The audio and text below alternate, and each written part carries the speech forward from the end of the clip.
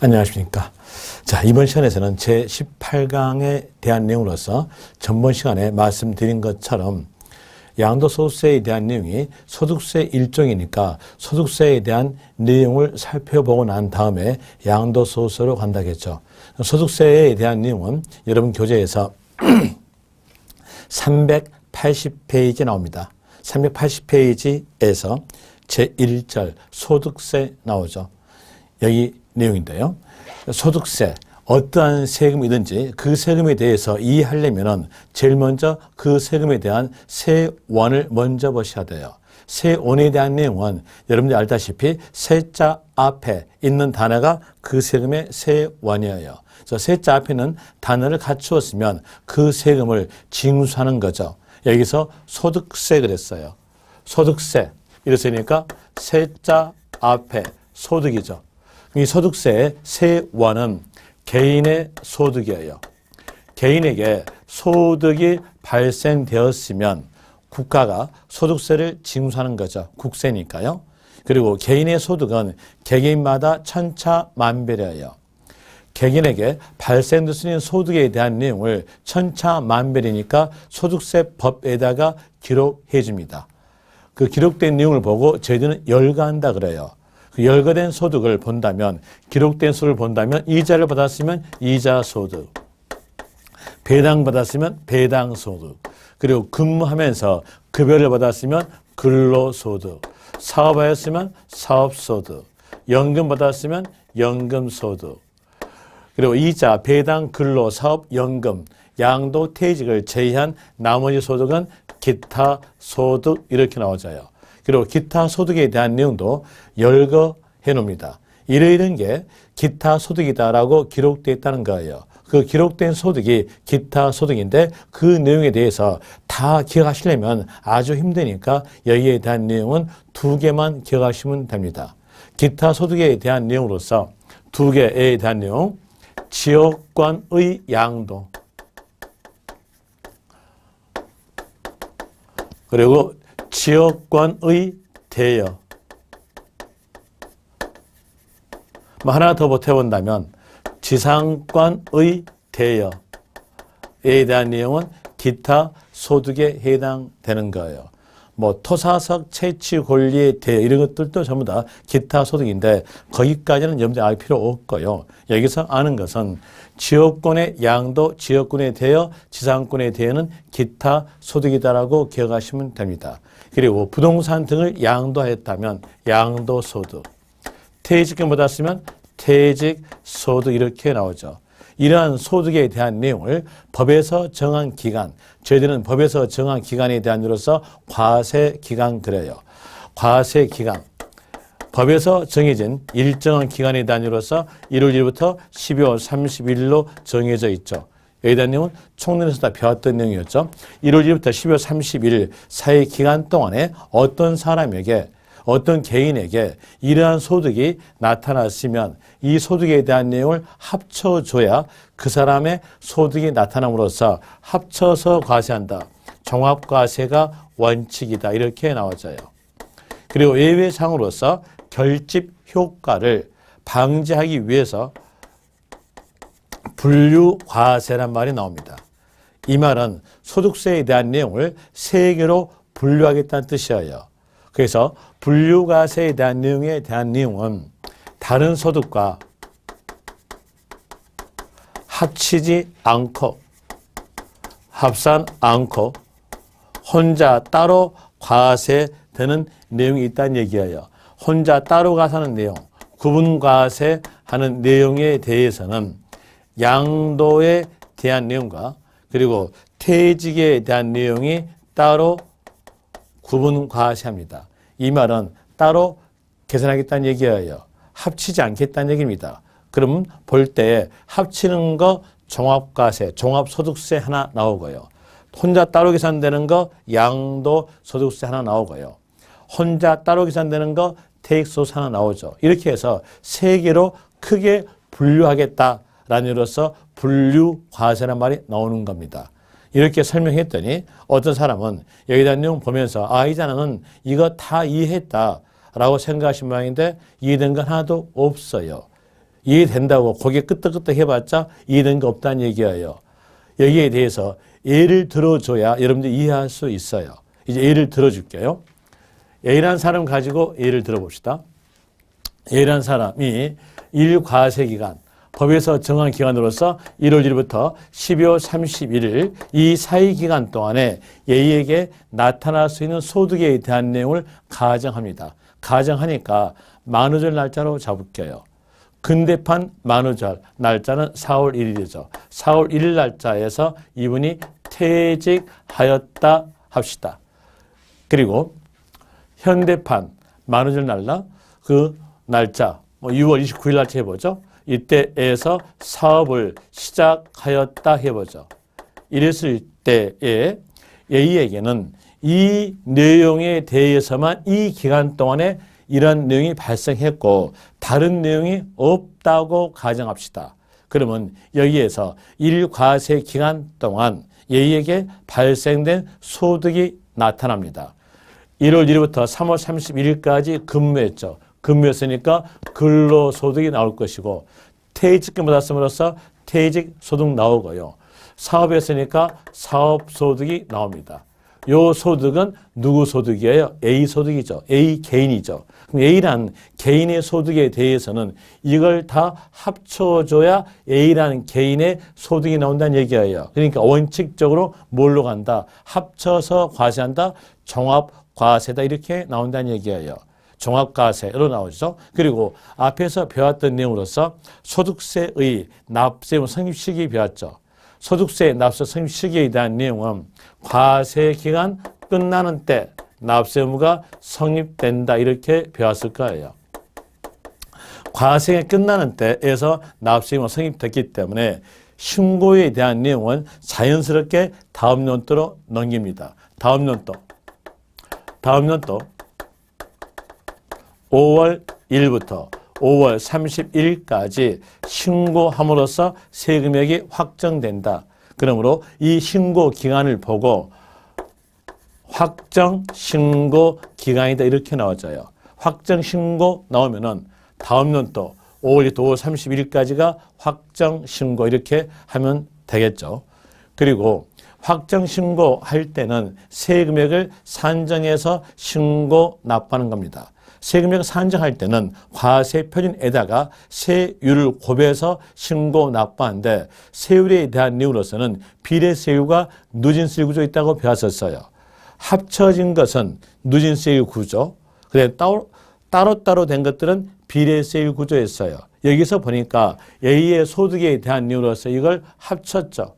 합쳤으니까 세율 구조는 뭘까요? 누진세율이에요. 과세 표준 가액에 따라서 6%부터 38%까지의 누진세율 적용된다 이렇게 나와져요. 누진세율이라는 말은 과세 표준 가액이 크면 클수록 세금액은 상대적으로 높게 나오고 또 과세 표준 가액이 낮으면 나올수록 세금액은 상대적으로 낮게 나온 구조가 누진세율 구조입니다.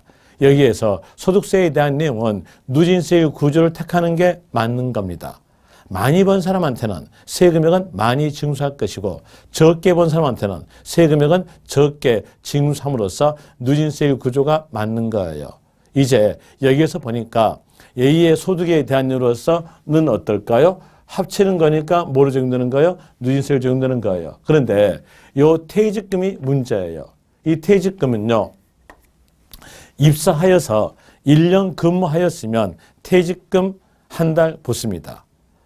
또 1년 더 근무했으면 퇴직금 한 달 붙고요. 그럼 계속 근무하면서 퇴직금에 대한 누적되어 온다는 얘기죠.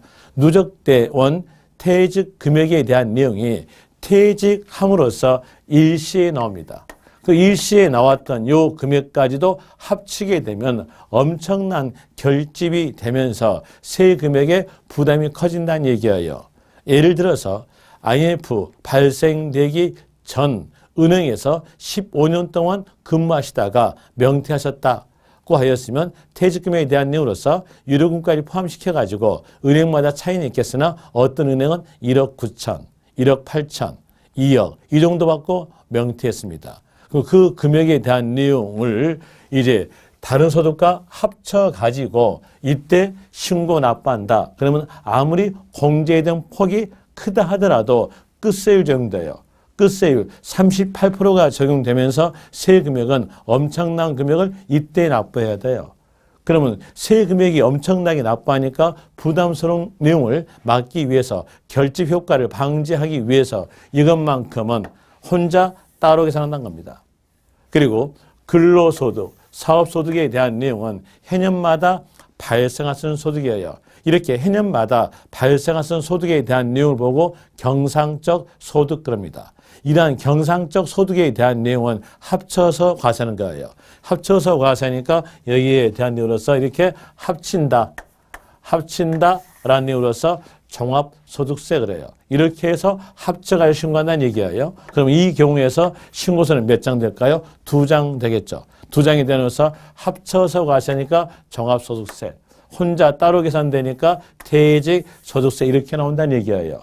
그리고 다시 A가 이때 시점에서 토지를 취득했다 합시다. 취득하였으면서 1년 보유하였으면 보유이득 나오고 또 1년 더 보유했으면 보유이득 나와지면서 누적되겠죠. 1년 더 보유했으면 보유이득 나오면서 누적돼갑니다. 1년 더 보유했으면 보유이득 나오면서 누적돼갑니다. 이렇게 누적된 보유이득이 보유되면서 계속 누적돼 오다가 이때 시점에서 팔았어요. 팔았다, 양도했다. 양도하였으면 누적된 보유이득이 여기에서 일시에 나옵니다. 그 일시에 나왔던 이 보유이득에 대해서도 다른 소득과 합치게 되면 이때는 엄청난 결집이 되면서 세부 부담이 엄청스럽게 이때 큰 금액으로 납부한다는 얘기예요. 그걸 막기 위해서 여기다 내용도 혼자 따로 계산 이렇게 하죠. 그러면 이때에 대해서 신고서는 몇 장 될까요? 석 장 됩니다. 합치니까 여기다 내용은 종합소득세, 혼자 따로 계산되는 거 퇴직소득세, 혼자 따로 계산되는 거 양도소득세 이렇게 나온다는 얘기예요. 이제 여기에 대한 내용으로서 양도소득에 대한 내용은 합치지 않고 어떻게 혼자 따로 과세다, 구분과세다 이렇게 나와져요.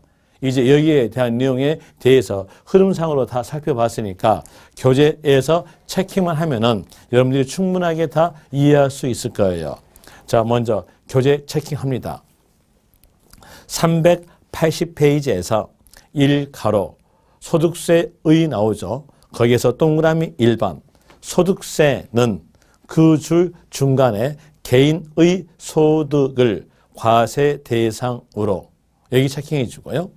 그 다음에 그 밑에 이 가로에 대한 내용으로서 1번은 여러분의 시험에서 안 나옵니다. 물론 공무원세법의 시험에서도 나오지 않아요. 그렇기 때문에 여기에 대한 내용의 이론적 내용은 버리시길 바랍니다. 아예 보도 마세요. 그리고 2번 갑시다. 2번에서 기업, 종합과세. 소득세는 이자소득, 배당소득, 사업소득, 근로소득, 연금소득, 기타소득. 기타소득에다가 동그라미 치고요. 그리고 거기에다가 기타 위에다가 이걸 적으세요. 기타소득 위에다가 지역권의 양도, 그리고 지역권의 대여, 지상권의 대여 이걸 적으세요. 이게 기타소득이니까요. 적어놓고 기타소득을 그 옆에서 일정한 기간을 단위로 하여, 여기서 일정한 기간 하면 과세 기간 말하겠죠. 과세 기간을 단위로 합산하여 과세는 종합과세 여기까지 체킹해 주고요. 그리고 그 옆 페이지에서 니은 분류과세 그 줄 중간 가보시면 양도소득은 다른 소득과 합산하지 않고 그 밑에 줄에서 구분하여 과세하고 있다. 양도소득은 다른 소득과 합산하지 않고 혼자 따로 계산이다 이 뜻이겠죠. 그리고 분리과세 이 말은 여러분 시험에서 안 나와요. 지금 현재 이자소득세에 대한 내용이 분리과세를 적용되고 있는데 이자소득세에 대한 내용은 여러분 시험하고 관계없는 내용이니까 여기에 대한 내용은 모르셔도 된다는 겁니다. 그리고 3번 개인단위 과세다. 개인 단위 과세에다가 밑줄. 조심하세요. 개인 소득이니까 개인 단위다. 부부 합산 아니에요. 또 세대 합산 아니에요. 그 내용 조심하시고, 그리고 밑으로 쭉 내려가셔서 동그라미 6번 기업 국세다. 국가가 부과하는 세금이다. 그리고 디귿에서 매년 1월 1일부터 12월 31일까지를 과세 기간, 그리고 그 밑에 줄에서 끝 보시면 과세 기간 종료일에 납세 의무가 성립한다. 그리고 니을에서 니을 줄 옆에 중간에서 다음 연도 5월 1일부터 5월 31일까지 신고함으로써 납세 의무가 확정된다. 여기 체크해 주고요. 그리고 3가로 과세 기간, 과세 원칙은 1월 1일부터 12월 31일까지. 뒤로 가셔서 예외적 내용은 예외적 관련 단어가 있어야 그 상황이 나와져요. 문장에서 사망 이 단어 있으면 사망 이후에는 소득이 없잖아요. 그러니까 1월 1일부터 사망 날까지. 그리고 니은에서 출국 나오죠. 출국에다가 동그라미. 출국했으면 1월 1일부터 출국일까지로 갑니다. 그리고 예외적 내용은 예외적 관련 단어가 있어야 그 상황이 나온다고 했으니까 이제 사망 단어가 있으면 1월 1일부터 사망일까지. 출국 단어가 있었으면 1월 1일부터 출국일까지. 그리고 반대적으로서 사망이랄지 출국 단어가 없다면 그때는 원칙이다. 원칙으로서 1월 1일부터 12월 31일까지다. 이렇게 하시면 됩니다. 이제 문제를 한번 해볼까요? 문제로서 이렇게 나왔다 합시다. 사업을 개시한 경우 의 소득세 과세 기간은 사업 개시 일로부터 12월 31일까지이다. 이렇게 나왔다 합시다. 이랬을 때 이 문장에 대한 내용이 맞는가 틀리는가 한번 봐보죠. 봐볼 때 여기서 문제상에서 뭘 물어봤는가 먼저 아셔야 돼요. 문제상 물어본 것은 소득세 과세 기간은 그랬죠. 소득세 과세 기간 물어봤어요. 그럼 여기에 대한 이유로서 소득세 과세 기간 물어볼 때 문장에서 사망 단어, 출국 단어가 없다면 그때는 원칙 하시면 됩니다. 자, 여기에서 사망 단어, 출국 단어 없죠. 그러니까 원칙으로서 1월 1일부터 12월 31일까지다. 이렇게 나와야 맞다는 얘기예요. 이건 틀린 문장입니다. 왜 틀린 거 볼까요? 자, 여기에서 사업 개시 일로부터 12월 31일까지다. 이렇게 한다면 이 기간으로부터 여기까지가 합쳐지는 거예요. 1월 1일부터 사업 개시 이전까지 소득은 합치지 않는다는 내용이 나타남으로써 이 문장은 틀리다는 얘기입니다. 합치기 때문에 이런 내용으로서 나와줘야 돼요. 여기에 대한 내용이 혼자 또 머릿속에서 의문점을 가지고 계신 분은 무엇을 망각했냐면 소득세 과세기라는 것을 망각한 거예요. 그러면서 부가가치세 과세 기간을 생각하고 있는 거예요. 부가가치세에 대한 내용은 사업자에게 과세하기 때문에 사업 개시한 경우 부가가치세 과세 기간은 사업 개시일로부터 과세 기간 종료일 이렇게 나와집니다. 그런데 부가가치세에 대한 내용은 여러분 시험에서 안 나온다고 했어요. 그러니까 그 내용은 아예 알 필요가 없는 거예요. 알 필요가 없고요. 그리고 어떻게 하시면 되겠어요? 여러분 시험에서 소득세에 대한 내용만 나오거든요. 과세 기간이 있는 세목에 관한 법은 법인세법, 부가가치세법이에요. 그런데 법인세법과 부가가치세법은 시험에 안 나오니까 참 좋잖아요. 이제 과세 기간을 물어본다면 여러분들은 무조건 사망, 출국 단어 나왔으면 사망일로부터 1월부터 사망일까지, 출국 나왔으면 1월부터 출국일까지, 그 외에는 1월 1일부터 12월 31일까지다. 이렇게 하시면 되겠죠. 이런 예로서 하시고요. 그 다음에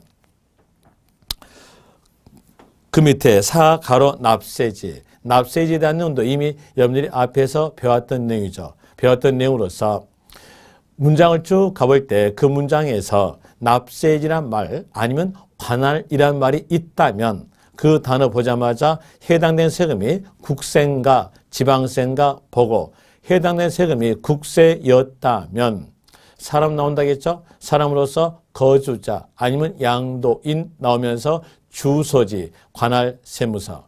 지방세였다면 물건 나오면서 소재지 갑니다. 여기에서 소득세에 대한 내용이 국세니까 사람 나오겠죠? 사람, 거주자, 주소지, 관할, 세무서 나옵니다. 거기서 거주자인 경우 주소지, 거기다가 동그라미 치면 되겠죠. 그리고 2번 납세지의 지정, 납세지의 변경 신고에 대한 내용은 공무원 시험에도 안 나오니까 전부 다 삭제하고 여러분들이 읽어보시면 될 겁니다. 그리고 그 옆 페이지 보시면은 이제 2번 부동산 임대소득 나와요. 이 부동산 임대소득에 대한 내용이 여러분 시험범위에 들어있는 내용으로서 여기에 대한 내용은 최근래 5년 동안 한 문제씩 나오고 있어요. 그래서 이 내용으로서 설명드리는데, 자, 383페이지에서 2번 부동산 임대소득 그랬죠. 임대란 말 뜻은 아시겠죠? 임대란 말은 빌려주고 돈 받는다. 그럼 여기에서 부동산 임대소득이니까 부동산을 빌려주고 돈 받는다라는 내용이 부동산 임대에 대한 사업소득이에요. 자, 여기에서 부동산 임대에 대한 사업소득에 대한 내용으로서 보면은 부동산 임대에 대한 사업소득에 대한 내용으로서 이 부동산은 사용되는 거예요. 사용되는 자산을 빌려주고 대가 받는 것은 부동산 임대에 대한 사업소득이다. 이걸 나타내 준 거예요. 그래서 부동산 권리가 여기에 포함되는 거예요. 이제 법적 내용은요. 부동산 및 부동산 권리의 대여로서 발생된 소득이 부동산 임대에 대한 사업소득 이렇게 나와주죠. 여기서 부동산 권리라는 것은 여러분 민법에서 배웠을 때 용익 물건 생각하시면 돼요. 용자가 사용할 용, 익자가 수익익, 사용 수익되는 물건이라는 얘기예요. 사용되는 물건을 빌려줬음으로써 부동산 권리의 대여도, 부동산 권리의 대여도 부동산 임대에 대한 사업소득으로 들어간다는 뜻입니다. 자, 그런데 여기에서 부동산 권리의 대여에는 이 말을 적어줘야 이중과세가 나타나지 않아요. 이중과세에 나타나지 않기 위해서 여기에다가 이렇게 적었죠. 지역권에 대한 내용과 지상권에 대한 내용은 여기에 포함되지 않는다. 이렇게 나와져요. 왜 그런가 볼까요? 왜 이렇게 나와줘야 되겠는가? 원인 볼까요? 원인에 대한 이유로서 아까 배웠던 거 기타 소득 있죠. 기타 소득에 대한 내용은 지상권의 대여, 지역권의 대여는 기타 소득 그랬어요. 그럼 지상권을 대여하고 또 지역권을 대여하였을 때에 기타 소득으로서 다른 소득과 합쳐가지고 종합소득세 과세하고 부동산 권리의 대여로서 부동산 임대에 대한 사업소득으로서 종합소득세 과세하는 몇 번 과세? 이중과세입니다. 이중과세이기 때문에 이중과세를 방지하기 위해서 이렇게 지상권의 대여, 지역권의 대여는 제외한다 이렇게 나온 거예요. 이거 아시겠죠? 이 내용 꼭 기억하세요. 여기에 대한 내용이 여러분 시험에서 출제가 자주 되는 파트에 대한 내용이었어요. 그러면 이제 이 부동산 권리의 대여에 대한 내용은 뭘 말했겠는가? 말한 게 어떤 것을 말했겠는가를 볼 때에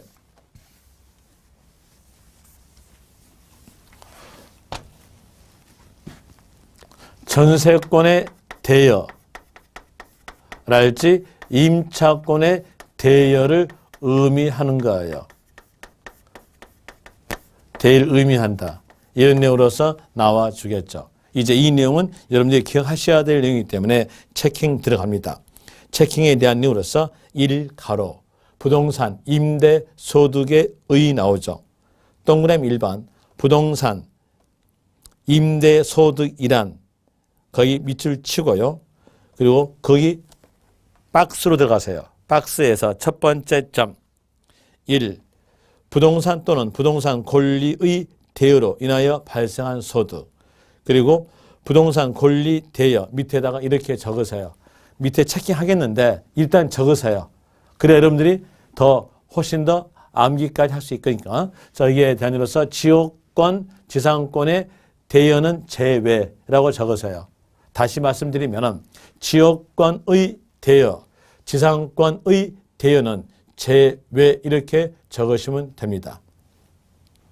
그리고 밑에서 공장재단, 광업재단의 대여로서 발생한 소득에 대한 내용도 부동산 임대소득에 들어가지고요. 그리고 3번 채굴에 관한 권리의 대여에 대한 내용도 부동산 임대소득에 들어갑니다. 그리고 기억 보시면 기억줄에서 그 줄의 끝 가보시면 부동산 상의 권리는 전세권 또는 임차권 등 부동산에 관한 권리를 말한다. 여기 체킹하세요. 이 말이 곧 뭘까요? 여기죠. 지역권, 지상권의 대여는 이 부동산 권리 대여에 들어가지 않겠다는 뜻이에요. 이 내용, 이런 내용으로서 기억하시면 될 것이고요. 그리고 저 뒤로 가셔서 200이 아니라 384페이지에서 동그라미 2번 공장재단, 광업재단의 대여에 대한 내용의 뜻이 나오는데 그 뜻에 대한 내용 읽어보시면 됩니다. 중요한 건 아니었고요. 그리고 3번 가죠. 3번에서 기억, 3번에서 기억에 대한 내용으로서는 채굴에 관한 권리의 대여예요. 채굴하는 권리의 대여가 부동산 임대에 대한 사업소득 들어가는데 여기에서 어떤 분들이 이제 말한 것이 덕대가 나오는데 덕대가 뭔가라고 이렇게 생각하신 분이 계신 모양인데 생각 안 하셔도 돼요. 덕대에 대한 내용은 네이버 지식인 가면 적어져 있어요. 그러니까 거기에 대한 내용을 알려주면은 그건 세법 공부가 아니라 네이버 지식인 공부예요. 그러니까 그 내용은 뭘 써도 된다는 얘기예요. 그냥 어차피 여러분 시험에서 덕대란 말 나오니까 덕대겠다라고 생각하시고 넘어가는 겁니다. 뭐 덕대에 대한 내용으로서 생각한다면은 무슨 말이냐면 이제 광산에 대한 내용으로서 1광구, 2광구 나오지 않습니까? 거기에서 1광구에 대한 내용을 여기 채굴에 관련 권리를 이게 줬어요. 그럼 거기에 대한 내용이 바로 덕대라 그래요. 또 덕대 있는 사람을 보고 분덕대라 그래요. 건축업으로 말한다면 10장이죠. 10장. 10장이 바로 덕대입니다. 그런데 그 덕대란 말의 뜻은 여러분 시험하고 관계가 없으니까 그냥 덕대라고 기억하시면 돼요. 거기에서 주안점을 잡지 말란 얘기예요. 주안점 잡는 것은 채굴에 관한 권리의 대여 이렇게 주안점을 잡으세요. 채굴에 관한 권리의 대여에 대해서는 부동산 임대에 대한 사업소득인데 여기에서 만약에 그 문장에서 자본적 지출, 수익적 지출을 부담하고 이 말이 끼었어요. 자, 자본적 지출, 수익적 지출이란 단어가 그 문장에서 끼었다 하면은 자, 먼저 자본적 지출과 수익적 지출에 대한 내용을 봅시다. 이렇게 한번 가정해 보죠. 자본적 지출에 대한 내용에 대해서 원뜻은 실질 가치가 증가시켜주는 지출을 보고 자본적 지출 그래요. 수익적 지출은 원상 회복되는 지출에 대한 내용이 수익적 지출이에요. 자, 여기에서 이렇게 발 두 개 달린 차 있다 합시다. 뭔 차인지 모르겠는데 지게차 있다 합시다. 있을 때 여기에서 이 지게차에 대한 내용이 2톤 지게차인데 이 내용을 5톤으로 바꿨어요. 돈 들여서. 그랬으면 여기에 대한 내용 가치 어떨까요? 증가되죠. 이 가치 증가분의 지출을 보고 뭐라고 하냐? 자본적 지출 그래요. 그 다음에 수익적 지출에 대한 내용은 자, 이 지게차에 대한 내용이 이렇게 막 얼룩져 있었어요. 얼룩져 있었으니까 이제 페인트에 대한 내용을 이렇게 다시 이렇게 예쁘장하게 칠했어요. 이렇게 페인트를 칠했다 해서 여기에 대한 내용의 가치가 증가될까요? 아니죠. 예전과 똑같게 원상 회복되는 거죠. 이런 내용을 보고 수익적 지출 그래요. 그리고 자본적 지출과 수익적 지출을 부담했다는 것은 자기가 경영에 참여했다는 얘기예요. 그래서 자본적 지출이란 말이랄지 수익적 지출이란 말이 채굴에 관한 권리되어 끼어 있다면 여기에 대한 내용은 직접 사업했다는 거예요. 즉 사업하니까 광업에 대한 사업소득이에요. 대여에 대한 인유수익이 아니란 얘기예요. 그럼 이제 여러분들은 이 내용을 구별하시면 됩니다. 자, 이제 거기에 기억 보시면 채굴에 관한 권리를 대여함으로써 발생한 소득, 이 문장에서 자본적 지출, 수익적 지출 하나 없죠. 그럼 여기에 대한 내용은 부동산 임대 소득이에요. 니은 가보세요. 니은에서 자본적 지출, 수익적 지출을 제공하는 조건으로 채굴에 하는 권리를 대여하고 이렇게 되니까 앞에서 자본적 지출, 수익적 지출의 말이 끼어 있죠. 그때는 대여에 대한 부동산 임대에 대한 사업소득이 아니라 광업에 대한 사업소득이에요. 그래서 그 문장 끝 가보시면 부동산 임대 소득이 아닌 사업소득을 본다 되어 있죠. 그 사업소득을 본다에다가 밑줄 치고 이렇게 적어서요. 광업에 의한 사업소득으로 본다 라고 적으시면 돼요. 다시 말씀드리면 광업에 의한 사업소득으로 본다 이렇게 적으시면 됩니다. 그러면 거기서 포인트는 뭐였을까요? 자본적 지출, 수익적 지출을 부담. 얘가 포인트겠죠. 이 단어가 있으면 광업, 사업소득이고 그 단어가 없이 채굴하는 권리의 대여 이렇게 나왔다면 부동산 임대에 대한 사업소득이다 라는 의미로서 아시면 되고요. 그 다음에 그 밑에 누리끼리 한 내용으로서 1번 자기 소유의 부동산을 타인의 담보물로 사용케 하고 그 대가를 받는 것. 자, 여기에서 자기 소유의 부동산을 타인에게 담보물로 대여했어요. 그리고 대가 받았어요. 이 내용은 개국적으로서 부동산 대여하고 대가 받는 것과 똑같은 효과입니다. 그럼 여기에 대한 내용도 뭘로 갈까요? 부동산 대여에 대한 임대소득이겠죠. 이거 기억하시고요. 그 다음에 3번, 2번에서 부동산 매매업자, 건설업자가 판매 목적으로 취득한 토지 등을 일시적 대여하고 얻은 소득은 부동산 임대소득으로 본다. 여기서 중요한 것은 끝말이에요. 끝말에서 일시적 대여하고 얻은 소득. 대여죠. 대여이니까 부동산 임대소득이에요. 끝말로 판단하세요. 다시 이제 이 말을 바꿔볼게요. 부동산 매매업자가 또는 건설업자가 판매 목적으로 취득한 부동산을 판매한 경우에 써요. 이건 어떨까요?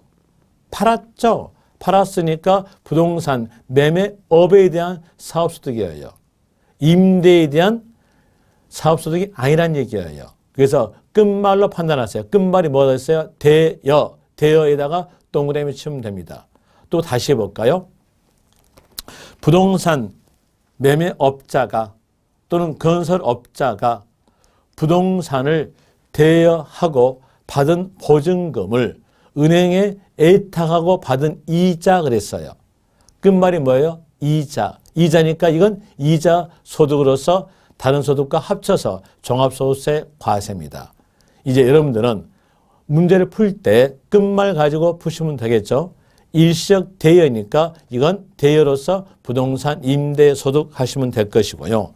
그리고 그 옆 페이지에서 3번 광고용으로 토지, 가옥의 옥상 또는 측면을 사용케 하고 받은 대가. 자, 여기에서 건물에 보시면 이렇게 건물에서 옥상에다가 광고탁 이렇게 부착시켜 놓고 대가를 받았어요. 그럼 여기에 대한 내용은 부동산 임대한 것과 똑같은 역할이에요. 그러면서 부동산 임대소득에 해당된다 이렇게 나와주죠. 그리고 4번에서 공장재단에서 분리하여 기계장치를 별도로 임대한다. 기계 장치를 별도로 임대했다는 것은 이건 리스 산업이에요. 리스 산업에 대한 이로서 이건 리스 사업소득입니다. 그래서 부동산 임대소득이 아니다 이렇게 나와주죠. 그리고 3가로에서 비과세 되는데 비과세에 대한 이유로서는 두 개의 경우가 있습니다. 하나는 전답으로 사용케 하고 받은 대가에 대한 내용은 비과세입니다. 여기에서 전답으로 사용케 하고 받은 대가에 대한 내용이 왜 비과세 되겠는가를 볼 때에 혹시 연로하신 분들은 농지세라는 말 들어봤을 거예요. 이 농지세가 농지의 소득에 대해서 과세한 내용으로서 농업소득세입니다. 이 농업소득세로서 과세하고 부동산 임대에 대한 일로서 과세하게 되면 몇 번 과세냐? 2번 과세예요. 그래서 이중과세에 대한 일을 방지하기 위해서 전답으로 사용케 하고 받은 대가에 대해서는 부동산 임대소득이다 이렇게 나와줍니다. 그런데 조심하실 점은 이 전답으로 사용케 하고 받은 대가여야지 농지를 주차장으로 사용케 하고 받은 대가 이렇게 나오면은 여기에 대한 내용은 임대소득으로서 과세예요. 임대로서 과세다. 뭘로 사용했어요? 주차장 사용했죠. 그랬으면 농지의 소득과는 관계가 없다는 얘기예요. 그럼으로써 여기에 대한 비과세가 아니에요. 그러면 조심하시면 아시겠죠? 뭘로 사용해야 돼요? 농지의 경작으로 사용해 줘야 돼요. 자, 그러면 거기서 포인트에 대한 내용으로서 1번 보시면 논밭에 임대소득 해가지고 논밭을 작물 생산에 이용케 함으로써 거기 동그라미 치세요. 작물 생산에 이용케 함으로써 여기다가 동그라미 치면 되겠죠. 얘가 또 키였으니까요. 그 다음에 1주택의 임대에 대한 내용도 비과세합니다. 1주택의 임대는 비과세다. 1주택 임대에 대해서 비과세 해준 목적에 대해서는 취지는 국내의 주거 안정을 위해서 부동산 임대 소득에서 비과세다 이렇게 나와져요. 이때에서 이 내용의 취지가 국내의 주거 안정이니까 국외 주택과는 관계가 없죠. 그래서 국외 주택은 국외 주택은 주택수에 포함하지 않고 과세다 되겠죠. 주택수에 포함 않고 과세된다 라는 내용으로서 나와줍니다. 이거 기억하셔야죠. 국외주택이란 말 나왔으면 이 단어 보자마자 막바로 끝말에서보다 과세다 되겠죠. 그리고 또 1주택에 대한 내용이 1주택에 대한 내용이 여기에 대한 내용이 고가 주택이었어요. 고가 주택이었다? 이랬으면 여기에 대한 내용도 과세되는 거예요. 그리고 고가 주택에 대한 내용은 높을 고자, 가액가자, 가액 조건만 있어요. 가액 조건에 대한 내용으로서 기준시가 9억 초과 된 내용은 고가 주택에 대한 이유로서 과세되는데 뭐에 대해서 과세냐?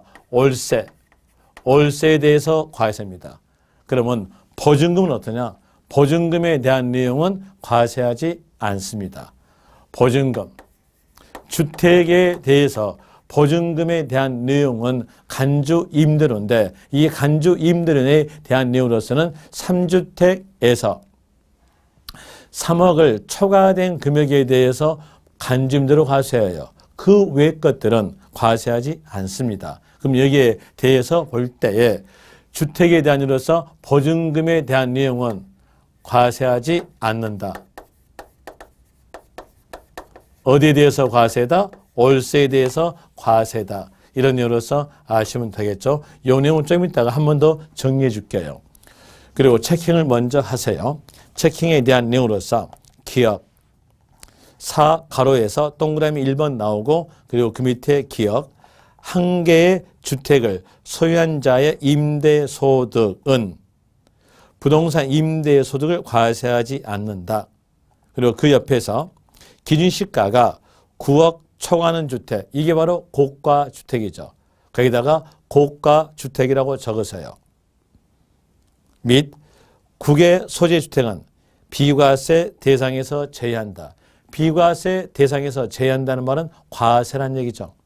이제 국외 주택과 고가 주택은 과세다. 이런 것을 여기서 알 수 있겠죠. 그리고 니은에서 기준시가 9억 초과한 주택은 과세기간 종료일 시점으로서 판단한다. 자, 소득세의 납세 성립 시기에 대한 내용은 끝나는 때죠. 끝나는 때니까 판단에 대한 내용은 종료일, 끝나는 때로 판단한다. 이렇게 나와져요. 거기에서 조심하실 점, 종료일 시점을 판단하지 개시 시점이 아니다는 것, 그 내용으로서 여러분들이 조심하시면 될 것이고요. 그리고 동그라미 2번에 대한 내용은 2010년까지로서 끝나는 내용이에요. 끝나는 내용이기 때문에 여기에 대한 내용 읽어보시면 됩니다. 이런 한시적에 대한 내용의 법들은 여러분 시험에서 다 맞게 나와요. 맞게 나오니까 읽어보시면 되죠. 저도 읽어드릴게요. 총 수익금액의 합계 금액이 2천만 원 이하인 자의 주택 임대소득은 과세하지 않는다. 언제까지? 올해 12월 31일까지로 된 거. 여기다 맞게 나오니까 읽어보시면 될 것이고요. 그리고 방금 보니까 주택에 대해서 1주택 임대에 대해서 비과세죠. 그러니까 주택수 판정에 관한 법도 나온다는 거예요. 상황에 따라서 주택수 판정에 관한 법이 나옵니다. 판정에 관한 법에 대한 내용은 386페이지 적어졌죠. 동문의 3번 주택수 계산, 다가구주택. 다가구주택에 대한 내용은 하나로 봅니다. 하나다. 하나 구분 등기 되어 있다면 각각의 소유권 인정했으니까 그때는 각각으로 봅니다. 그리고 공동소유주택, 공유주택에 대해서는 지분이 큰 자 소유를 봐줘요. 왜 지분이 큰 자 소유를 보냐면 공동소유주택에 대해서 한 사람에게 대해서만 비과세한다는 얘기예요. 한 사람에 대해서 비과세하니까 부동산 임대소득에 대해서는 지분이 큰 자 소유권이다 이렇게 나오죠. 여기 기억하세요.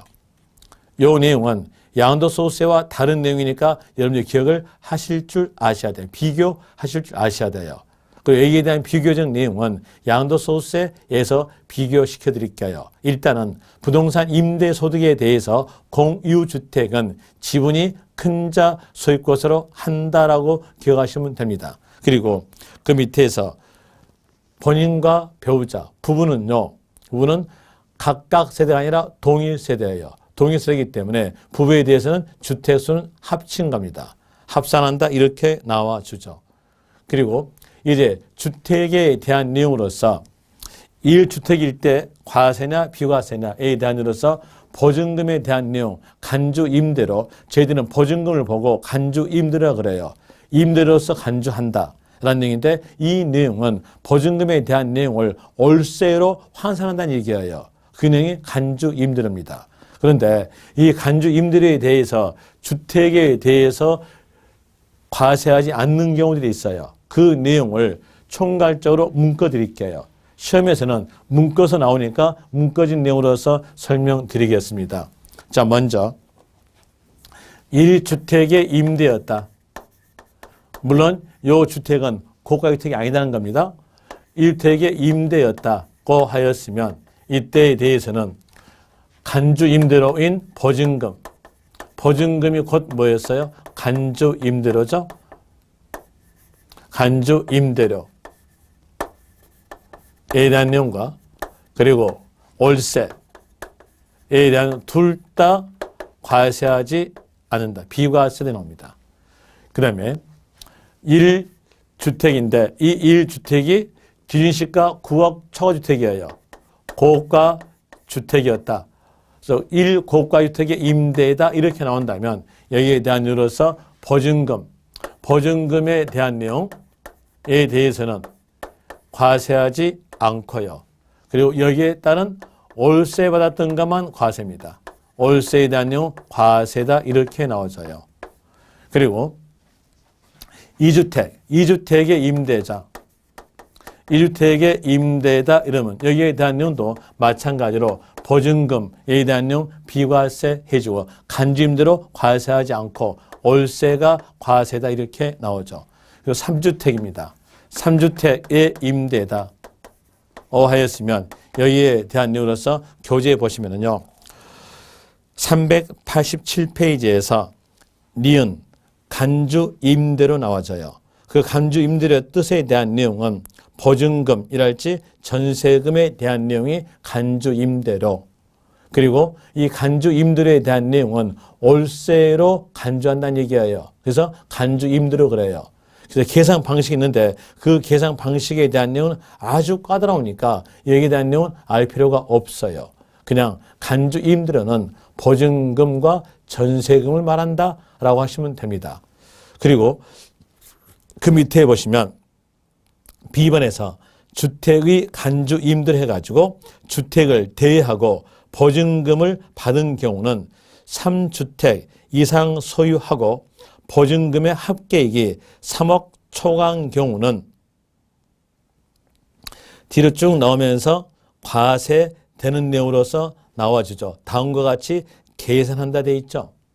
그럼 이 말은 다음과 같이 한다는 말은 과세한다는 얘기예요. 그럼 이 간주 임대료에 대한 이유로서 주택일 때에 보증금에 대한 내용은 어느 때만 과세한다. 3주택으로서 보증금의 합계액이 3억 초과일 때만 과세한다는 얘기예요. 그렇기 때문에 요 고가주택에서 보증금 과세하지 않는 거예요.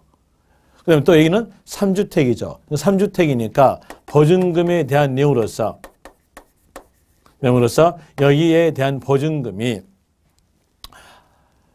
3주택의 합계된 금액, 합계액이 3억을 초과하였다면 그때에 대한으로서 과세다. 그리고 당연히 월세는 과세다. 이렇게 나오겠죠. 그 다음에 상가였다 합시다. 상가에 대한 내용의 임대다. 이랬으면 여기에 대한 내용은 상가는 주거 안정은 관계없죠. 그랬음으로써 보증금에 대한 내용으로 간주 임대료로서 환산해가지고 과세하고 또 월세 받은 것에 대한 내용도 과세다. 이렇게 나와줍니다. 이런 내용, 이 내용에 대해서 문제가 여러분 교재에서는 안 적어졌으나 문제로서 몇 번 출제했냐면 4번 출제입니다. 4번 출제니까 이 내용으로서 기억하시면 됩니다. 이런 내용으로서 살펴드렸고요. 이렇게 해서 소득세, 개요에 대한 내용을 전부 다 마치고 이제 양도소득세로 들어갑니다. 양도소득세에 대한 내용은 여러분 교재에서는 몇 페이지에서 나와주냐면 양도소득세에 대한 내용으로서 앞페이지 270페이지에 나옵니다. 270페이지에서 2번 양도소득세, 이 양도소득세에 대한 내용은 5분만 쉬었다 합시다. 오늘 5분 쉬었다 하고 다음 시간에 여기에 대한 내용 설명드리겠습니다. 예, 수고하셨습니다.